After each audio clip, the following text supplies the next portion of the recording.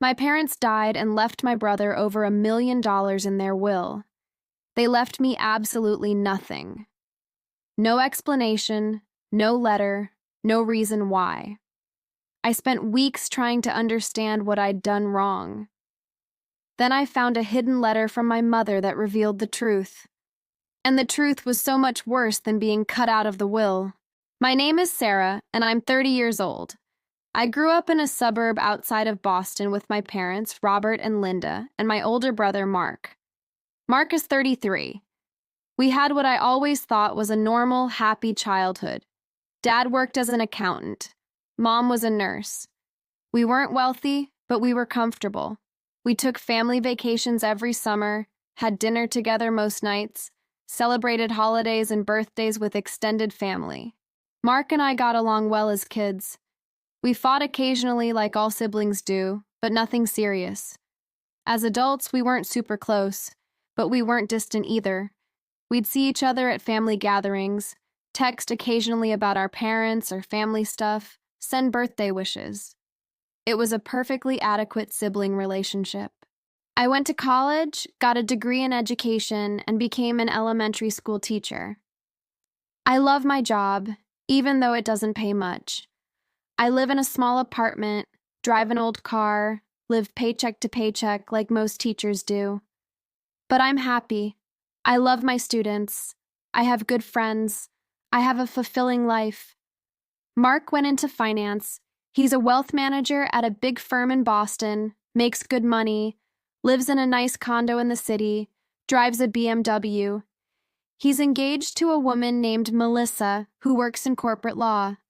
They're the picture of young professional success. My parents were proud of both of us, or at least they seemed to be. Mom would brag to her friends about Mark's career success and about how I was making a difference in children's lives. Dad would tell people he had one kid who was smart with money and one kid who was smart with kids, and he was proud of both. They seemed to love us equally. Looking back now, I can see the signs I missed. The way Mom would get quiet sometimes when Mark was talking about his work.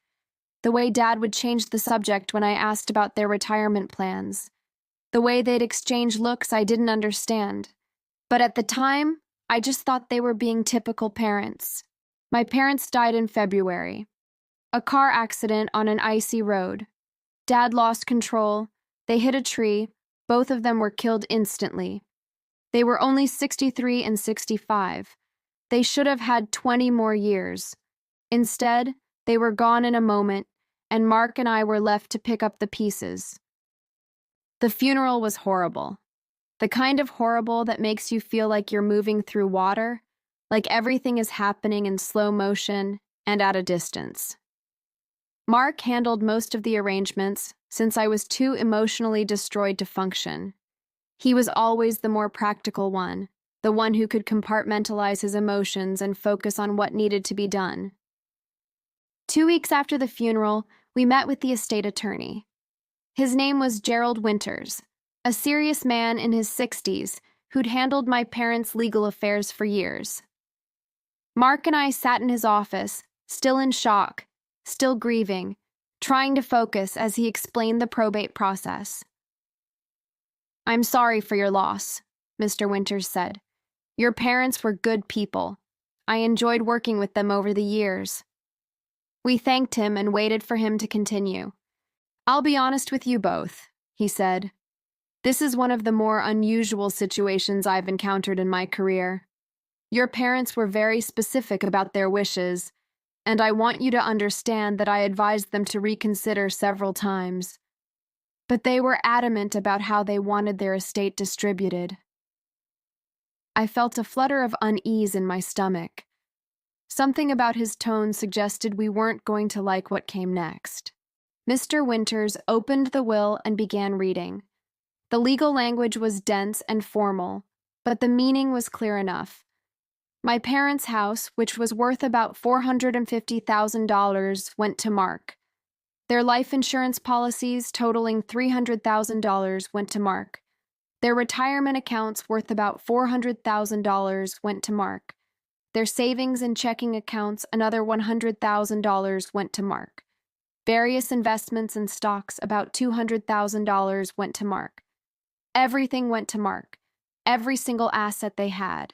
I sat there waiting for my name to be mentioned, waiting to hear about what I would receive, waiting for the part where things would be split in some way, even if not equally. But my name never came. When Mr. Winters finished reading, he set down the document and looked at me with something like pity in his eyes. "That's it?" I said, my voice sounding strange even to my own ears. "There's nothing for me?" "I'm afraid not," Mr. Winters said gently. "Your parents left their entire estate to your brother." I looked at Mark. He was staring at the desk, not meeting my eyes. His face was pale. "There has to be a mistake," I said. "They wouldn't just cut me out completely. There has to be something. A letter explaining why? A separate document?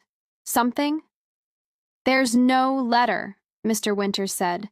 "And I assure you there's no mistake. I drafted this will myself 3 years ago, and your parents reviewed it carefully. This is what they wanted." "But why?" I asked, my voice breaking. "What did I do? Why would they do this?" "I don't know," Mr. Winters said. "I asked them that same question when they first proposed this arrangement. They simply said it was complicated and that it was the right thing to do. I advised them to include at least some provision for you, even if it was unequal, just to avoid this exact situation. But they refused. I felt like I couldn't breathe. My parents, who I'd loved and trusted my entire life, had decided I was worth nothing. They'd left me nothing, not even an explanation. "Mark," I said, turning to my brother, "did you know about this?" He still wouldn't look at me. "No, I swear I didn't know." "They never said anything? Never hinted at it?" "No," he said, but something in his tone made me think he wasn't telling me everything. I left the lawyer's office in a daze. I couldn't process what had just happened. My parents were dead, and they'd left me nothing. Not because they'd forgotten me, not because they'd made a mistake, but because they'd actively chosen to cut me out.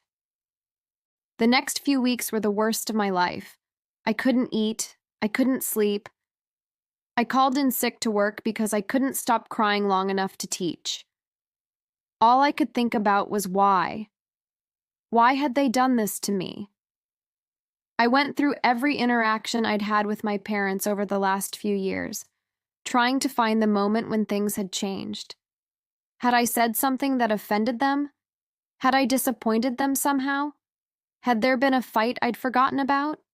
But I couldn't think of anything. As far as I knew, our relationship had been fine. Good even. I talked to them several times a week. I visited for holidays. I'd taken Mom to lunch for her birthday just 2 weeks before the accident. Everything had seemed normal. I called Mark repeatedly, trying to get answers. At first, he'd answer and tell me he didn't know anything. Then he started letting my calls go to voicemail. Eventually, he sent me a text. "I don't have answers for you, Sarah. I'm sorry. I need space to process this too." I reached out to my aunts and uncles, trying to see if anyone in the family knew anything. My Aunt Carol said she'd noticed my parents had been acting strangely for the past few years, but she didn't know why. My Uncle Jim said Dad had mentioned something about making things right, but had never elaborated. Nobody had any real information. I was desperate for answers. I needed to understand. So I did something I'm not proud of. I asked Mark if I could go through some of Mom's personal things that were still in the house. I told him I wanted something to remember her by, which was true. But I also wanted to find some clue, some explanation for why they'd cut me out. Mark hesitated but finally agreed. He said I could come by while he was there packing up the house. He was planning to sell it, which made sense since he had his own place. All that equity, hundreds of thousands of dollars, would go to him. I went to my childhood home on a Saturday morning. Walking through the door where I'd walked thousands of times before felt surreal. The house still smelled like my parents'. Mom's reading glasses were still on the side table. Dad's slippers were still by the back door, but they were gone, and this place that had been home was now just a house being emptied and prepared for sale. Mark had already packed up most of Dad's things. He'd boxed up the kitchen and the living room. He gestured toward Mom's bedroom. "I haven't touched her stuff yet. Take whatever you want. I don't know what to do with most of it anyway." I went into my parents' bedroom and started going through Mom's dresser drawers, her jewelry box, her nightstand. I took a few pieces of jewelry that had sentimental value. A necklace she always wore, a bracelet I'd given her for Mother's Day years ago. Then I started going through the closet. At the back, behind the clothes, I found boxes. Old boxes full of papers, photos, documents from years ago. I started going through them, not really sure what I was looking for. That's when I found it. A manila envelope tucked into a box of old tax returns. The envelope had my name written on it in my mother's handwriting. Just Sarah in blue ink. My hands were shaking as I opened it. Inside was a letter, several pages long, also in my mother's handwriting. It was dated about 3 years ago, around the same time the will had been drawn up. I sat down on the floor of the closet and started reading. The letter began. "My dearest Sarah, if you're reading this, then your father and I are gone, and you've learned about the will. I'm so sorry for the pain this must have caused you. I'm so sorry for what we've done. Please know that we love you more than anything in the world. What we did was not because we don't love you. It was because we love you too much to burden you with the truth while we were alive." My heart was pounding. I kept reading. "Sarah, there's something you don't know about our family. Something we've kept from you your entire life.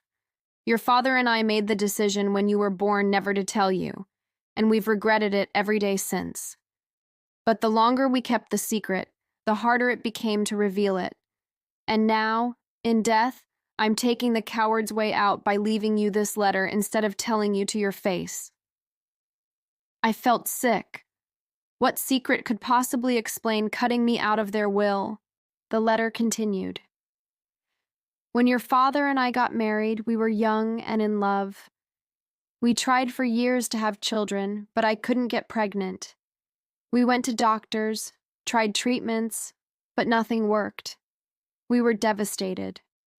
Having a family was all we'd ever wanted." I knew this part. My parents had always been open about struggling with infertility before Mark was born. They'd told us it was a miracle when Mom finally got pregnant with him. "What we never told you," the letter went on, "is that I never did get pregnant. Not with Mark and not with you. We adopted both of you as infants. Mark knows. We told him when he turned 18. We were planning to tell you then too, but when the time came, we lost our nerve. You were so happy, so well adjusted, doing so well in school. We convinced ourselves that you didn't need to know, that it would only hurt you to learn you were adopted." I stopped breathing. Adopted. I was adopted. I kept reading, my hands shaking so badly I could barely hold the pages. "We were wrong not to tell you, Sarah. We know that now. But year after year passed, and it never seemed like the right time. By the time you were in your 20s, it felt like it was too late. How could we tell you that we'd been lying to you your entire life? How could we admit that we'd been cowards? Everything would have been fine if that were the only secret. But 3 years ago, something happened that changed everything. A woman contacted us. Her name was Jennifer Williams. She told us that she was your biological mother." I felt like I'd been punched in the stomach. My biological mother. After 30 years, she'd found my parents. Jennifer told us that she'd been only 17 when she got pregnant with you. She came from a poor family that couldn't help her. She made the heartbreaking decision to give you up for adoption so you could have a better life. She placed you through an agency, and your father and I were chosen as your adoptive parents. It was a closed adoption. Jennifer wasn't supposed to know who adopted you, and we weren't supposed to know anything about her beyond basic medical history. But Jennifer had always wondered about you. And when DNA testing became popular, she submitted her DNA to one of those ancestry websites, hoping that someday you might too, and she could find you. She never expected to find us instead. My mind was reeling. This was too much information, too many revelations all at once. Jennifer reached out to us because she wanted to meet you. She said she didn't want to disrupt your life, but she desperately wanted to know that you were okay, that you'd had a good life, that giving you up had been the right decision. She was crying on the phone, Sarah. She was heartbroken and hopeful at the same time. Your father and I didn't know what to do. We'd kept the adoption secret from you for so long. How could we suddenly tell you? And how could we tell you and then immediately introduce you to a biological mother you never knew existed? It would have been too much. We thought it would destroy you. So we made a decision. A terrible, cowardly decision. We told Jennifer that we would tell you about the adoption and about her, but we needed time. We asked her to give us 6 months to prepare you. She agreed. But 6 months passed and we still hadn't told you. We kept putting it off. Jennifer called again. She was patient with us, but you could hear the pain in her voice. She'd waited 30 years to know about her daughter. She was desperate. That's when Jennifer told us something else. She was sick. She had ovarian cancer, stage 3. She was starting treatment, but the prognosis wasn't good. She might only have a few years left. She was begging us, Sarah. Begging us to let her meet you before she died. I was crying now, tears streaming down my face as I read. Your father and I talked for weeks about what to do. We knew we had to tell you. We knew it was the right thing. But we were terrified of losing you. We were terrified that you'd hate us for lying to you all these years. We were terrified that you'd choose Jennifer over us. In the end, we were too cowardly to tell you. We told Jennifer we needed more time. She gave us another 6 months. Then another 6 months after that. She was dying, and we were making her wait because we were scared. Jennifer passed away 2 years ago. She never got to meet you. She died without ever knowing her daughter, and it's our fault. We robbed her of that, and we robbed you of knowing her. I couldn't breathe. I was sobbing so hard I could barely see the page. After Jennifer died, your father and I were consumed with guilt. We'd done something unforgivable. We'd kept you from your biological mother while she was dying. We'd prioritized our own fears over her dying wish, and your right to know the truth. We tried to find out if Jennifer had any other family, anyone who might want to know you. We learned that Jennifer had been a single mother her whole life. She never married, but she did have one other child, a son named David Williams, your biological half-brother. A half-brother. I had a half-brother I'd never known about. We found David through the same ancestry website Jennifer had used. We contacted him and told him everything. He was shocked to learn he had a sister. He was angry that his mother had died without meeting you. But he was also curious about you. He wanted to know his sister. David is 34 years old. He's a teacher like you. He lives in Philadelphia. He's a good man, Sarah. Your biological mother raised him well despite having very little money. He told us stories about Jennifer, about how much she loved you even though she never met you, about how she kept a photo album with pictures from the agency taken the day you were born, about how she lit a candle on your birthday every year and said a prayer for you. I was sobbing so hard I could barely read the rest of the letter. Your father and I decided that we couldn't tell you the truth while we were alive. We were too ashamed. But we also couldn't leave you nothing and force David to tell you why. So we came up with a plan. A terrible plan, but the only one we could think of. We decided to leave everything to Mark with the understanding that he would split it with you once you learned the truth.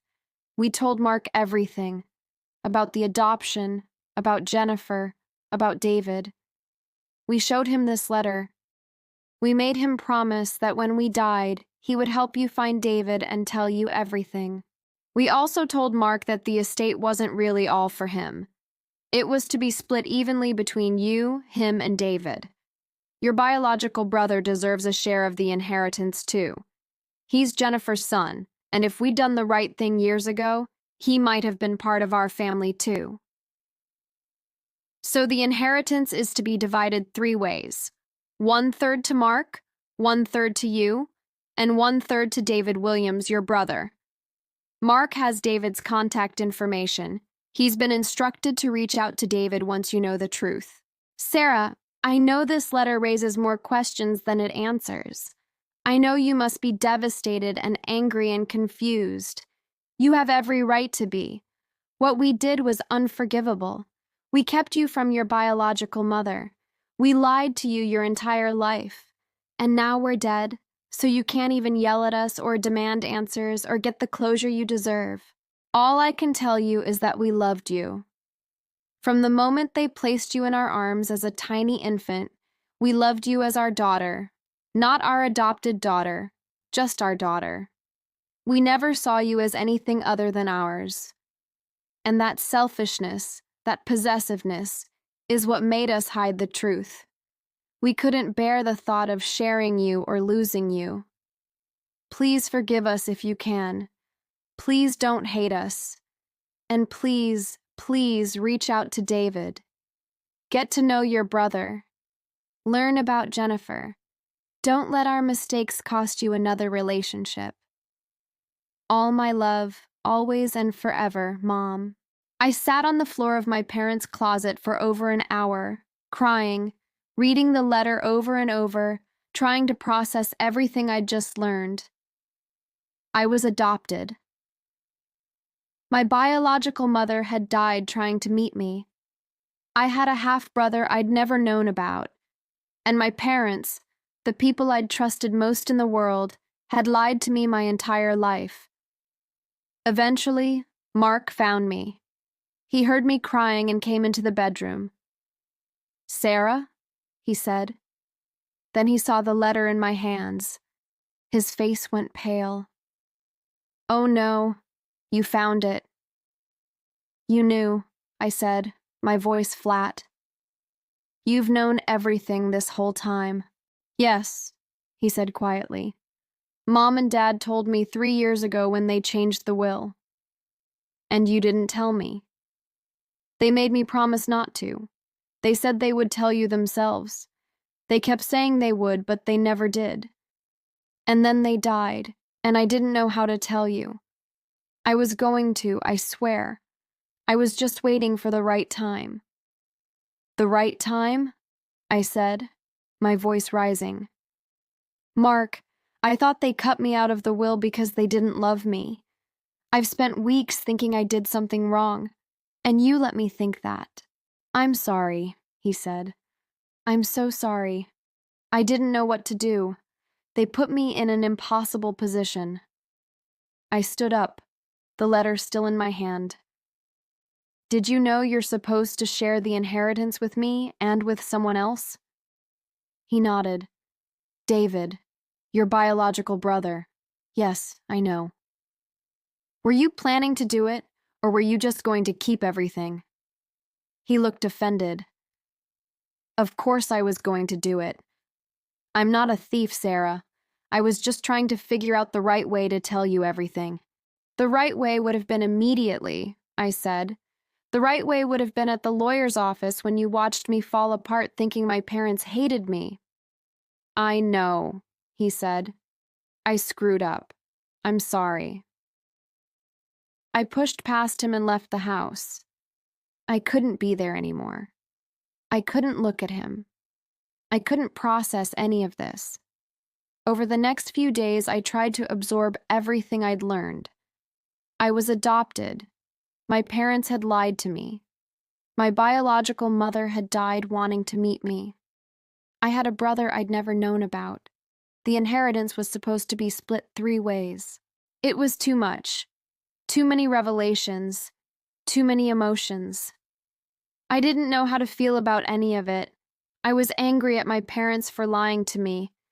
But they were dead, so I couldn't confront them. I was angry at Mark for keeping the secret. I was sad about Jennifer, a woman I never knew but who had wanted to know me. I was curious about David, this half-brother who existed somewhere in Philadelphia. Eventually, I called Mark. I need David's contact information. Are you sure you're ready? He asked. No, I said, but I need to talk to him anyway. Mark gave me David's phone number. I stared at it for 2 days before I got up the courage to call. When David answered, I didn't know what to say. Hi, this is Sarah. I think you're my brother. There was a long pause. Then David said, I've been waiting for your call. Mark told me what happened. I'm so sorry about your parents. Did you know about me? I asked. Before my parents contacted you? No, he said. Mom never told me she had another child. I only found out when your parents reached out 2 years ago. I was shocked, and I was angry that she died before I could ask her about it. I'm sorry, I said. I didn't even know she existed. I didn't know I was adopted. I know, he said gently. Your parents told me. They said they were too afraid to tell you. They loved you so much they couldn't risk losing you. We talked for 2 hours. David told me about Jennifer, about growing up with a single mother who worked 2 jobs to support them, about how she'd been a kind, loving woman who'd always seemed a little sad, like she was carrying a weight no one else could see, about how she'd gotten sick and how quickly the cancer took her. He told me that after Jennifer died, he'd found a box in her closet. It contained a few photos from the day I was born, a copy of the adoption papers with most information redacted, and a journal. In the journal, Jennifer had written letters to me on every birthday, telling me about her life, telling me she loved me, telling me she hoped I was happy. I have the journal, David said. I'd like to give it to you if you want it. I started crying again. Yes, please. I'd also like to meet you, he said. If you're open to that. No pressure, I know this is a lot. I'd like to meet you too, I said. We arranged to meet the following weekend. David drove to Boston, and we met at a coffee shop. I was nervous, but the moment I saw him, something clicked. He had Jennifer's eyes, and apparently, so did I. We looked at each other and simultaneously said, "You have her eyes." We spent the day together, talking about our lives, our childhoods, our mother. David showed me photos of Jennifer. I looked like her. Not exactly, but enough that there was no mistaking we were related. He gave me the journal Jennifer had kept. That night, I read every entry. 30 years of birthday letters to a daughter she'd never met. It was heartbreaking and beautiful. She'd loved me so much, and I'd never known she existed. The inheritance situation got complicated. Mark did the right thing and insisted on splitting everything 3 ways, just like our parents had instructed.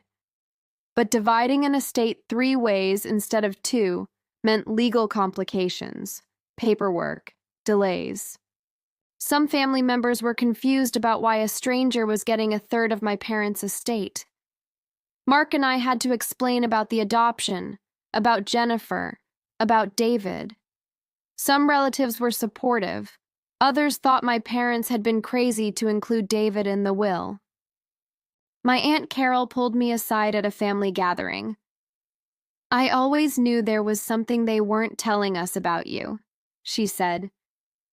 "Your mother would get this look on her face sometimes when people asked about your baby pictures. I thought maybe you'd been a surprise pregnancy or something. I never imagined this." "Did it change how you see me?" I asked. Knowing I'm adopted? Of course not, she said. You're the same person you've always been. Your parents loved you. That's all that matters. But it did matter. It mattered to me. My entire identity had been built on a lie. I wasn't who I thought I was. My family history wasn't my family history. My genetics came from people I'd never known. I started seeing a therapist to work through everything. The grief of losing my parents, the anger about the lies, the confusion about my identity, the guilt about Jennifer dying without meeting me, even though it wasn't my fault. My therapist helped me understand that I could feel multiple things at once. I could be angry at my parents and still love them.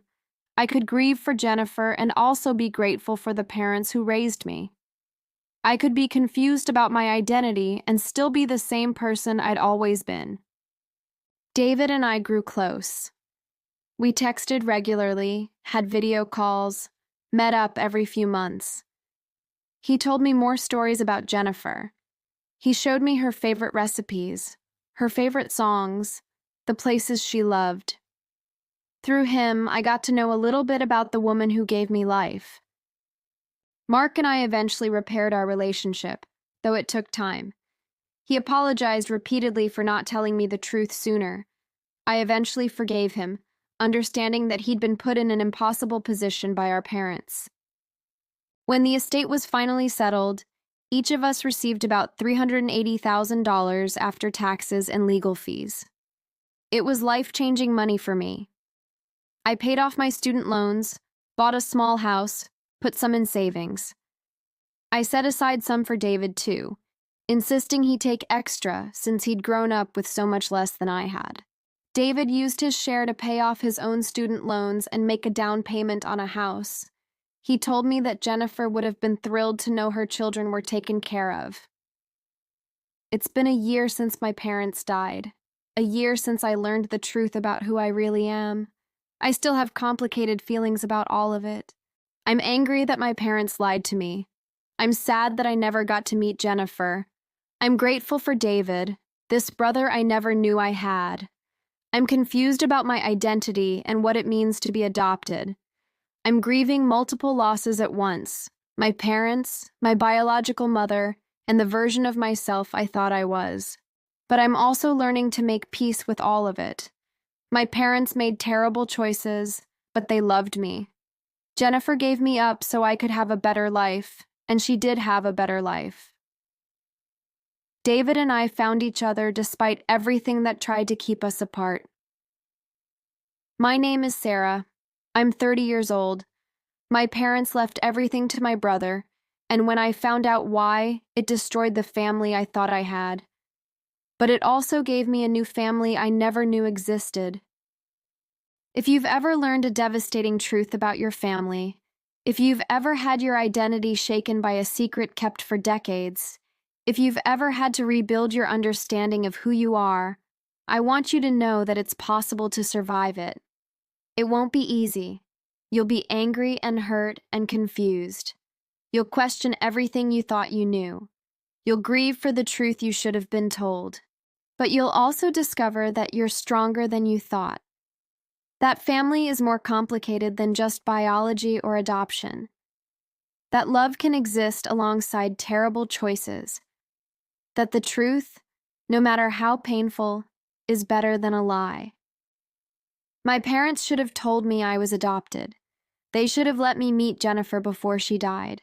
They should have been honest from the beginning. But they also gave me a childhood full of love.